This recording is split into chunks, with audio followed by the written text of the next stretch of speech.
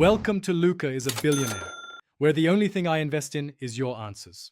You start by locking the image and preventing problems. Set white balance for the subject, not the green, and expose correctly. Once done, apply your first key. Use a chroma keyer and sample only the flat green area. Avoid spill areas near hair. Make sure to duplicate the footage layer to preserve the original, then generate an alpha matte from the keyed layer. This first pass removes the bulk of the green and gives you a clean base to refine. After the initial key, refine edges with matte cleaning tools. Choke to tighten, soften to reduce hard lines, and add contrast to restore edge definition.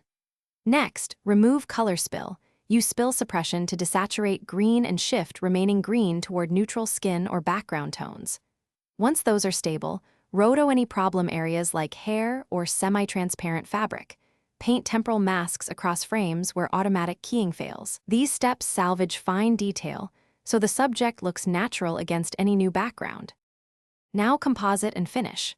Place the keyed subject over the new background, then match color temperature, contrast, and add a light wrap to blend edges into the scene. Once satisfied, render using an alpha-friendly codec like ProRes 4444 or a PNG sequence to preserve transparency. If you still see fringing, create a secondary matte from luminance or hue, tighten it, and manually clone or heal residual pixels. This targeted fix eliminates stubborn green remnants. Troubleshooting tip: if edges jitter, motion. Thanks for watching and please subscribe. It's the best investment you'll ever make.